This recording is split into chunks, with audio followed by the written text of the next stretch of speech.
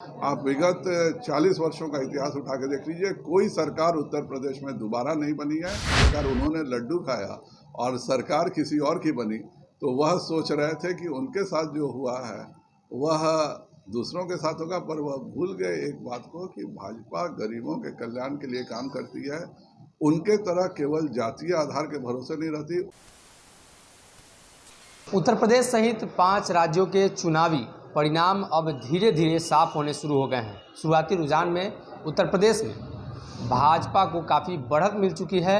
ऐसे में बिहार प्रदेश में भी अब इसका जश्न थोड़ी देर में मनाया जाएगा। संजय जायसवाल बिहार प्रदेश अध्यक्ष भाजपा, उन्होंने साफ किया है कि उत्तर प्रदेश में योगी जी के नेतृत्व में हम लोगों ने जो चुनाव लड़ा है उसमें पूर्ण बहुमत हासिल होगी। उत्तर प्रदेश चुनाव को लेकर लगातार बिहार के भाजपा के जो नेता हैं वो भी प्रचार प्रसार करने गए थे। ऐसे में आज जो रुझान नतीजे में तब्दील होंगे वो देखना होगा। लेकिन अभी जो रुझान आ रहे हैं 250 से ऊपर सीटों पर भाजपा को बढ़त मिलती हुई दिखाई दे रही है। देखिए संजय जायसवाल ने किस तरीके से तमाम बातों को रखा है और प्रतिपक्ष के नेता तेजस्वी यादव के उन सवालों का जवाब भी दिया है जिसमें उन्होंने ये बातें कही थी कि ईवीएम के साथ खेला हो सकता है। साथ ही जो रुझान है वो समाजवादी पार्टी के पक्ष में आएगा। जो एग्जिट पोल होते हैं वो गलत भी होते हैं। ये तमाम बातें प्रतिपक्ष के नेता ने कहा था। देखिए किस तरीके से संजय जायसवाल ने तमाम बातों को लेकर करारा हमला बोला है बिहार के विपक्ष, साथ ही उत्तर प्रदेश चुनाव को लेकर भी। तो चुनाव के रुझान जो है वो आने लगे हैं, कैसे देख रहे हैं रुझान को देखकर? विगत 2 सालों से जिस प्रकार की आर्थिक दिक्कतें कोरोना काल में पूरा हिंदुस्तान ही नहीं पूरा विश्व झेल रहा था, और उसके बावजूद भी गरीबों के कल्याण के लिए माननीय प्रधानमंत्री श्री नरेंद्र भाई मोदी जी ने जो कार्य किए हैं और उन कार्यों को जमीन पे उतारने का कार्य भारतीय जनता पार्टी के सभी मुख्यमंत्रियों ने किया है, उसी का यह नतीजा है। इतने विपरीत परिस्थितियां बनी हुई थी, एक पूरा छद्म युद्ध किया जा रहा था, झूठा प्रचार सोशल मीडिया से लेकर सभी जगह फैलाया जा रहा था, बहुत सारी भ्रांतियां पैदा की जा रही थी। विकास के और अपने बारे में चर्चा करने के बदले लोग जातीय समीकरण बनाने लगे थे, और इन सबों को तोड़ते हुए जिस प्रकार से भारतीय जनता पार्टी ने इस चुनाव में किया है, और ख़ास करके उत्तर प्रदेश में जहां पूरे देश की भाजपा विरोधी शक्तियां लगी हुई थी, उन सभी को तोड़ते हुए माननीय योगी जी ने जिस प्रकार अभी रुझान बता रहे हैं 2/3 बहुमत प्राप्त किया है, उसके लिए प्रधानमंत्री जी के सभी कार्यक्रमों की और उनके अच्छे से कार्यान्वयन भाजपा के मुख्यमंत्री करते हैं, उनकी यह जीत। बिहार भाजपा ने भी पूरी ताकत झोंक रखी थी, लंबे समय से आप लोग कैंप किए हुए थे। भारतीय जनता पार्टी कार्यकर्ता आधारित पार्टी है, और हमारा चंपारण में वाल्मीकि नगर से लेकर के कैमूर तक का बॉर्डर उत्तर प्रदेश से सटा हुआ है। तो जाहिर बात है हमारे यहाँ भी जब चुनाव होते हैं तो जिन स्थानों पे हम चुनाव नहीं लड़ते हैं, कार्यकर्ता वहाँ के कार्यकर्ता दूसरे स्थानों पर जाके प्रचार करते हैं। तो बॉर्डर एरिया में भारतीय जनता पार्टी बिहार के कार्यकर्ताओं ने, और ख़ास करके हमारी महिलाओं ने, महिला मोर्चा की भी हमारी जो सदस्य थी, वह सब बॉर्डर एरिया के जो हमारे ज़िले जुड़े हुए थे उनमें उन्होंने बहुत मेहनत किया।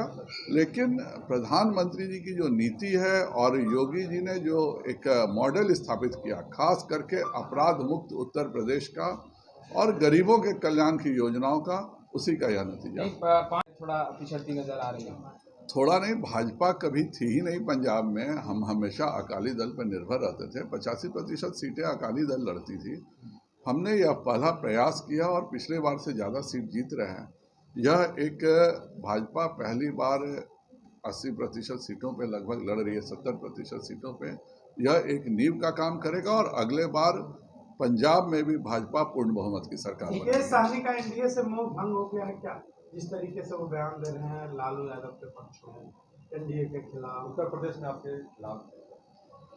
प्रत्येक प्रदेश अपना समीकरण बनाता है, अपने समीकरण के हिसाब से चुनाव लड़ता है, और उत्तर प्रदेश के हमारे प्रदेश नेतृत्व ने केंद्रीय नेतृत्व के साथ मिलकर जो निर्णय किया, उसी हिसाब से उत्तर प्रदेश में चुनाव रहेंगे आपके साथ मुकेश सहनी भविष्य में? भारतीय जनता पार्टी में प्रत्येक प्रदेश में अलग अलग स्थितियां रहती हैं और उस हिसाब से अपने सारे निर्णय प्रदेश अपना करता है। किसी दूसरे प्रदेश को एक अलग प्रदेश से जोड़ना भाजपा में ऐसे नहीं होता। अच्छा, 5 राज्यों के सर जो रुझान आ रहे हैं इसमें 4 में कहीं ना कहीं बीजेपी बहुत आगे निकल गई है और विपक्ष लगातार ये कह रहा था कि जब रुझान आएंगे तो बीजेपी को पता चल जाएगा, जश्न बनाने की जो तैयारी कर रहे हैं और लड्डू खाने की वो फीका पड़ जाएगा। उन्हें आज क्या कहेंगे?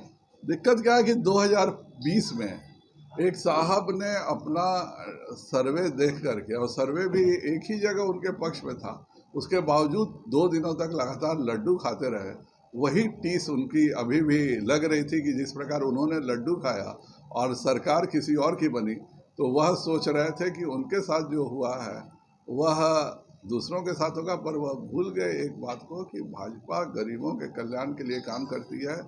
उनके तरह केवल जातीय आधार के भरोसे नहीं रहती, उनके तरह मुख्यमंत्री के आवास को अपहरणकर्ताओं का अड्डा नहीं बनाती, उनके तरह 4th ग्रेड कर्मचारियों से जमीन लिखवा के नौकरी नहीं देती, उनके तरह पूरे बिहार को जंगल राज में बदलने का काम नहीं करती है।